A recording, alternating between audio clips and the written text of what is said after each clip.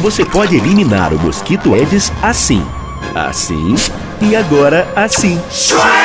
A Assembleia traz o aplicativo Show Aedes MT. Com sua denúncia, fica mais fácil localizar focos de mosquito e combater a dengue, zika e chikungunya. Faça o download gratuito. As informações são encaminhadas para as prefeituras que agem no foco do problema. Acesse nossas redes sociais e transforme seu clique numa arma. Assembleia Legislativa de Mato Grosso.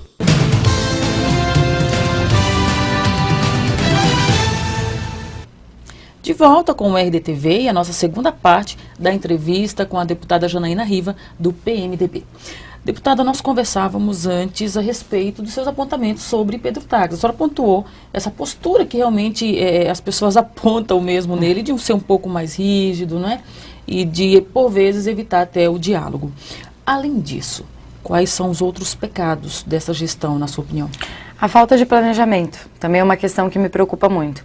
Como eu disse para você no início da nossa entrevista, eu não vejo dentro do governo uma programação para o Mato Grosso no futuro, sabe? E isso é uma coisa que me preocupa, porque nós estamos só enxugando gelo.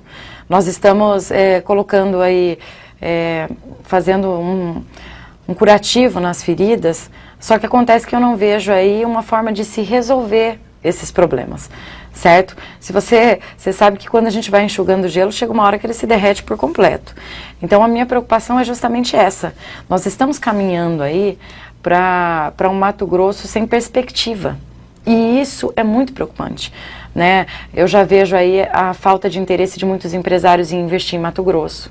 A preocupação, por exemplo, com a demora demasiada na questão dos incentivos fiscais, que já deveríamos ter resolvido e pacificado essa questão dos incentivos fiscais, que o incentivo tem que ser feito para o setor, ele não pode ser individualizado por uma empresa só, porque aí você acaba com a concorrência, você valoriza uma empresa e você esquece do setor como um todo.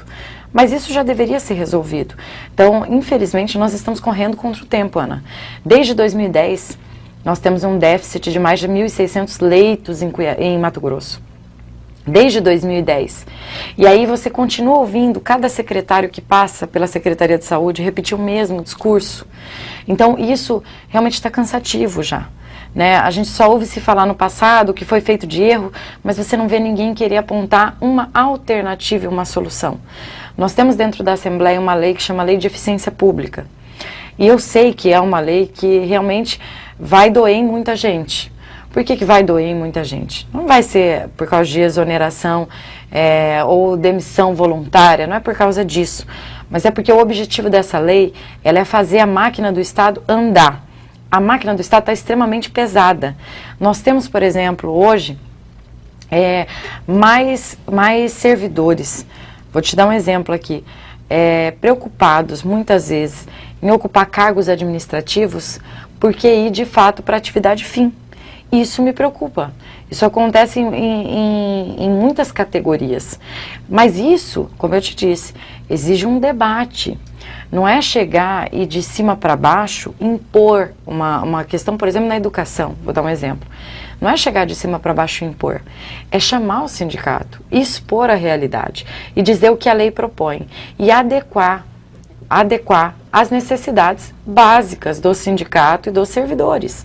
Agora, isso precisa ser feito com uma certa urgência, né? O Tribunal de Contas se mostrou muito interessado na aprovação dessa lei, inclusive contratou novamente o economista Paulo Rabelo de Castro, que era inclusive cotado para ser ministro do governo do presidente Michel Temer, para poder nos ajudar com essa questão da lei de eficiência pública, porque Mato Grosso carece de uma alternativa, carece de um direcionamento, e isso eu não vejo também no governo e na gestão do governador Pedro Taques. Essa troca também constante de secretários é muito ruim. É muito ruim. Eu acho que as experiências elas têm que ser mais rápidas e mais ágeis. Eu sei que é lógico, não é porque você colocou uma pessoa lá que ela é imutável, mas precisa ser mais rápido essa troca, até porque daqui a pouco a gente começa do zero toda vez que se troca o secretário. E essa lei de eficiência pública, ela é justamente porque quando você troca de governador, infelizmente a gente também começa do zero. Então programas importantes como o MT integrado, ele está perdido por aí. Perdido. E foi um programa que foram feitos estudos, etc. Os governadores, eles têm que parar com essa questão de rixa político-partidária e quando ele chega ao mandato, Ele tem que ver que ele tem é aquilo que ele tem para trabalhar e ele tem que fazer andar, sabe? Então, assim, é preocupante, sabe? É preocupante a SEMA não andar, é preocupante o Intermate, desde o início do governo Pedro Tax, o Intermate, Ana, não aprovou um projeto, um processo, passou pelo Intermate. Veja quanto isso é preocupante no estado como Mato Grosso, tão rico e tão cheio de propriedades rurais e propriedades agropecuárias, Então, é preocupante, sabe? É preocupante, o estado está estagnado. Deputada, quem acompanha as redes sociais, a senhora disse no início, de fato é verdade, a senhora realmente é muito atuante ali, muito presente e não foge dos debates, não foge das provocações e está sempre muito presente ali, como a senhora mesmo já colocou. A gente já acompanhamos também os embates com a secretária do Gabinete de Combate à Corrupção, né, Transparência e Combate à Corrupção, que é a Adriana Vandoni. Independente das opiniões pessoais, tanto suas quanto dela, esse gabinete, na opinião da senhora, ele vem cumprindo o papel dentro do governo do Estado, que é de fiscalizar, que é dar um resultado para a sociedade, como foi proposto no início? Ana, eu vou te ser sincera. Na verdade, eu nunca expus nenhuma opinião minha pessoal com relação a Adriana Vandoni.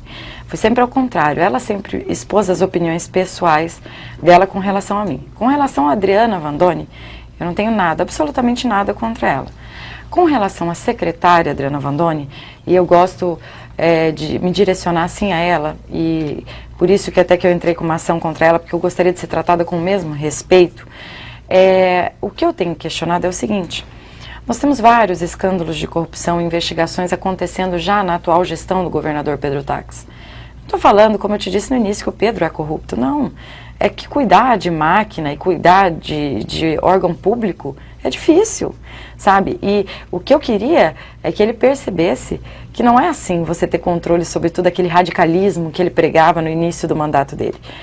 Então eu vejo hoje uma secretaria que ela tem um orçamento de 3 milhões por ano para acomodar 8 pessoas, que são os que trabalham ali.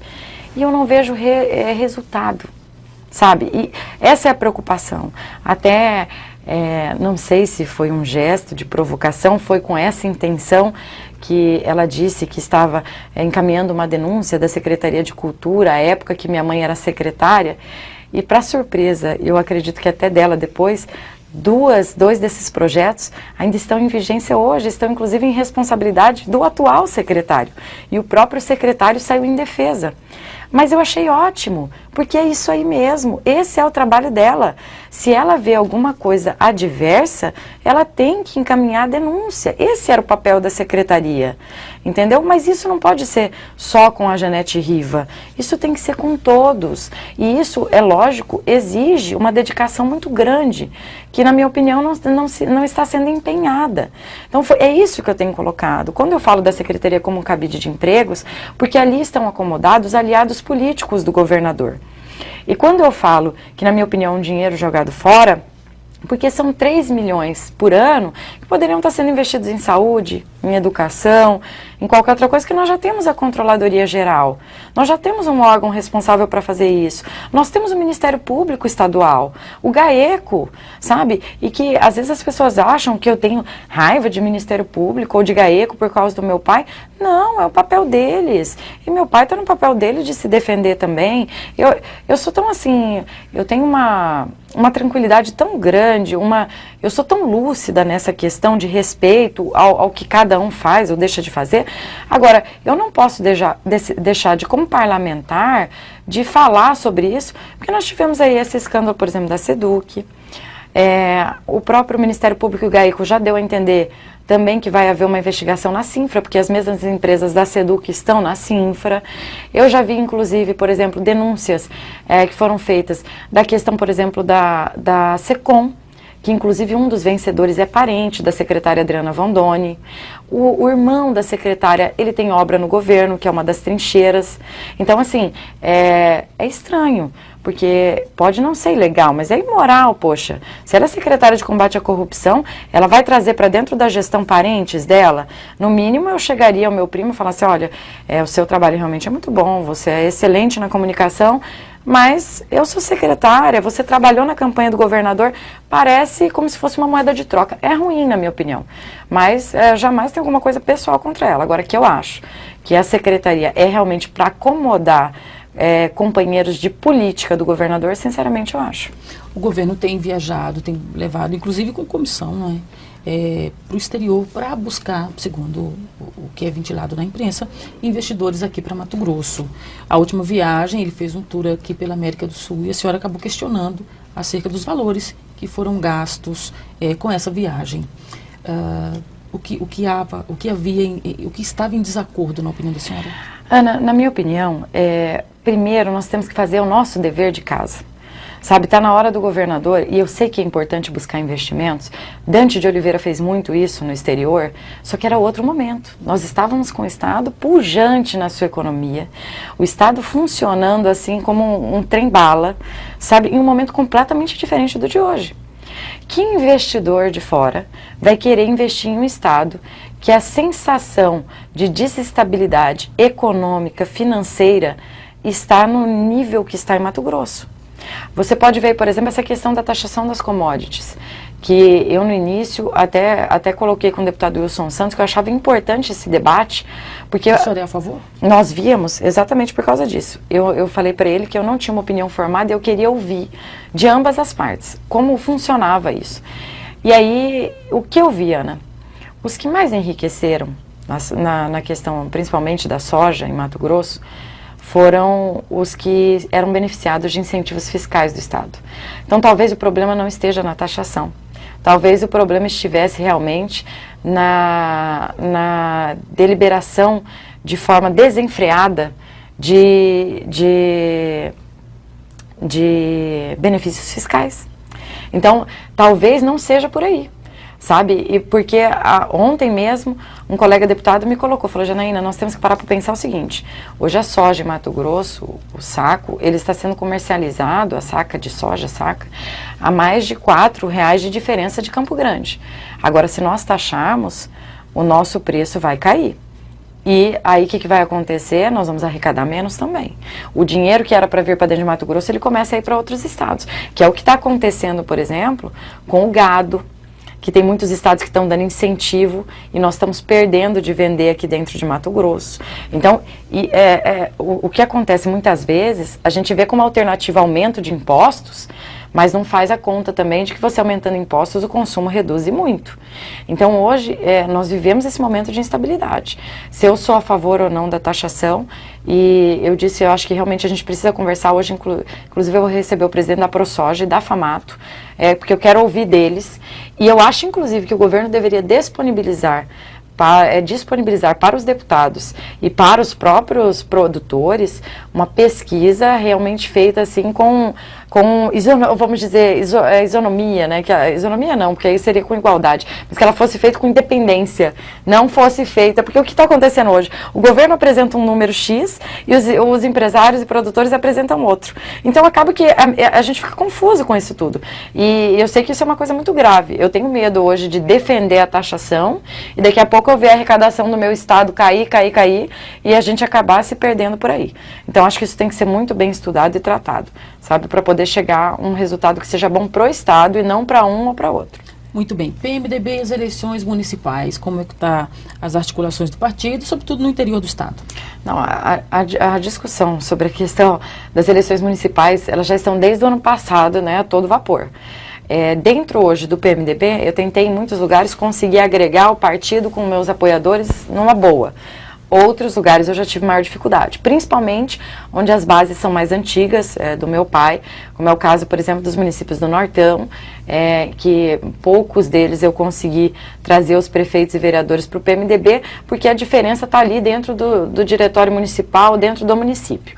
Onde nós não conseguimos, nós já pactuamos com o presidente deputado Carlos Bezerra, com o Silvano, com o Emanuel, que depois das eleições nós vamos reformular o PMDB politicamente falando para poder abraçar os novos filiados. Eu e o Emanuel somos novos, o Silvano é deputado de primeiro mandato, então a gente precisa de espaço dentro do partido.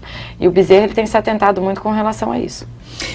Ali em Juara, Priminho é o seu candidato, como que ele está no município? Meu tio, Priminho, né, e ex-prefeito Priminho Riva é o meu candidato. é o meu candidato. Eu acredito realmente que o Priminho até hoje foi o melhor prefeito de Juara.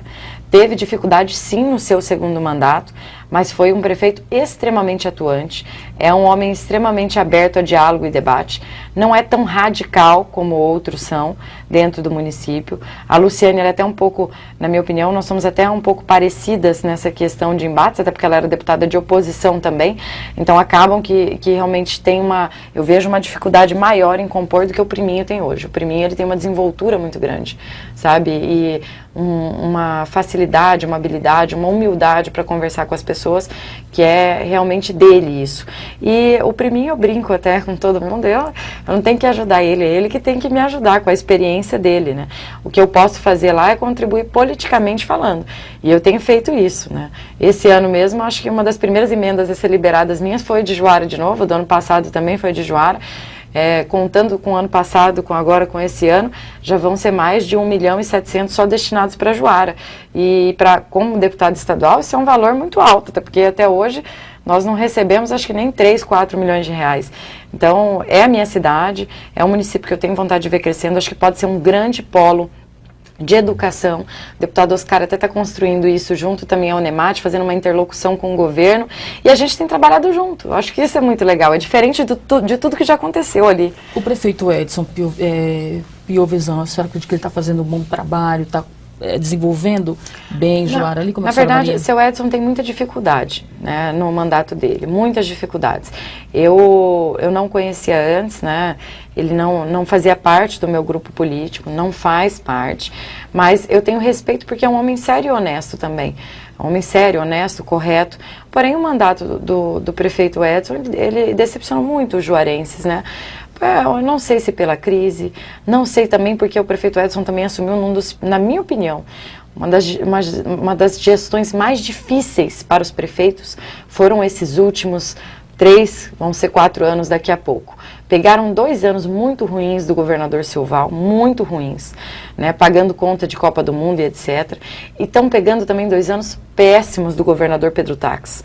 Então, como eu disse para você, caindo a arrecadação, caindo o repasse do governo federal.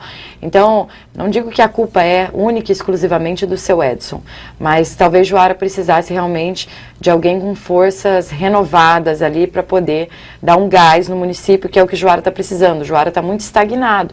Quer dizer, chegou lá a agricultura para a gente, nós esperávamos crescer muito com isso e não cresceu como esperado. Houve um comentário do senador Medeiros, né, ele dizendo que é alívio hoje quando sabe que algum município está conseguindo pagar a folha. É verdade, é tão verdade. Difícil que está. Sobra muito pouco para investir nas pessoas. Priminho conta com o apoio do prefeito ali de Juara? Com o apoio do seu Edson? Sim. Nesse momento ainda não. Né? Agora, eu acho que o Priminho, isso é uma sugestão que se eu puder eu quero dar a ele, inclusive, já falei para ele em alguns outros momentos, que todo apoio político ele é sempre bem-vindo, né? Mesmo, às vezes, eu vejo que alguns tentam se desvincular quando existe um desgaste na gestão, as pessoas tentam se afastar, mas eu não acho que isso é importante. Eu acho que até quem errou ou quem teve dificuldade tem muito a contribuir. E eu acho que se o Priminho tiver a oportunidade de ser apoiado pelo seu Edson, ele não pode em nenhum momento abrir mão disso, né? Inclusive eu lembro muito da eleição do Alcir Paulino, por exemplo, que nós enfrentamos o Oscar Bezerra e diziam que o Priminho trazia desgaste para a eleição do Alcir. E nós vencemos com 12 votos. Esses 12 votos podiam ser só os da família do Priminho. Então, eu acredito que numa eleição municipal, todo apoio é bem-vindo. E se o seu Edson quiser trazer o apoio dele para o grupo, o apoio dele, sem dúvida nenhuma, vai ser importante. Aqui na capital Cuiabá, qual é o nome do PMDB? Existe o deputado Emanuel Pinheiro, a gente sabe também das intenções do deputado Valtenir. Como é que a senhora avalia isso aqui na capital? Aqui na capital, o deputado Emanuel Pinheiro, ele nunca teve essa vontade de disputar a prefeitura. A vontade do Emanuel, na verdade, hoje, o foco dele é a mesa diretora da Assembleia. E tem encarregado, unido ali com ele, um grupo de 9 deputados. E isso sem ter governo do Estado, sem ter mesa diretora. Então, eu acho que isso já é importante. Já mostra que alguma coisa não está caminhando da forma que os deputados gostariam. Porque quando você parte do princípio que hoje nós temos um grupo de 9 deputados, que é esse grupo encabeçado pelo Emanuel Pinheiro, um grupo de 5 deputados, que é um grupo encabeçado pelo deputado Max Russi. Então você realmente passa a perceber que as coisas na Assembleia, os deputados gostariam que estivesse diferente.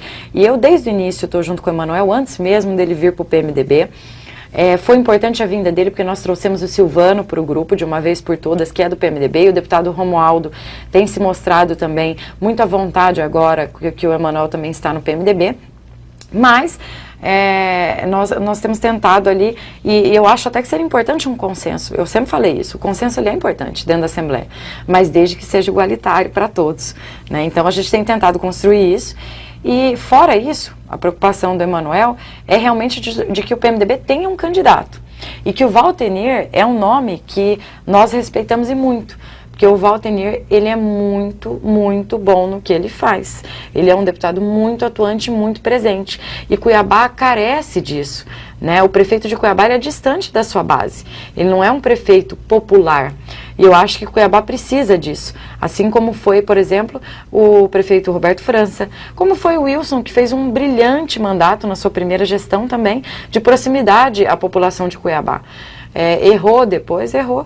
Mas que contribuiu muito, contribuiu. Então, agora, eu acho que o deputado Waltenir é um nome do partido, é uma pessoa que tem o meu respeito, sabe? E que eu disse a ele, eu acho que Cuiabá só tem a ganhar. Ele não perde o mandato dele de deputado federal, mesmo que ele venha para uma eleição e acabe perdendo.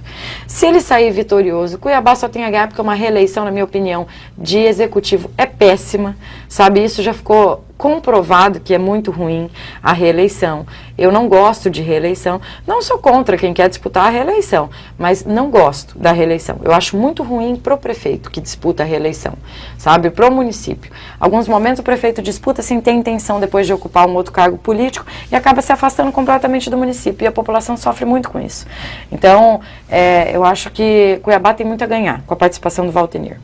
Muito bem, deputada, a gente já está finalizando essa nossa segunda parte dessa entrevista e eu quero agradecer a sua presença aqui no RDTV, desejar também boa sorte ali nos trabalhos na Assembleia. Eu preciso, Ana, dessa boa sorte. Eu que tenho a agradecer a vocês. Quero dizer a você que sempre que convidado estarei aqui para a gente debater. Acho importante as pessoas ouvirem um pouco, que às vezes elas falam, mas só fala mal, mas não tem nada a contribuir.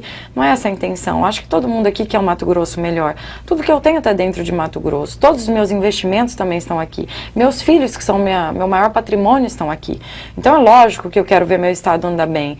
É lógico que pra gente é triste quando você acorda, como eu acordei hoje, vi na matéria crianças ali em fila de espera para cirurgia, correndo risco de vida.